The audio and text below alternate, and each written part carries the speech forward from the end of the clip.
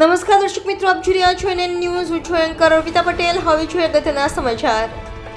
અમર શહીદ સ્વ સુખદેવસિંહ ગોગામેડીની પ્રથમ વાર્ષિક શ્રદ્ધાંજલિ કાર્યક્રમ યોજાયો.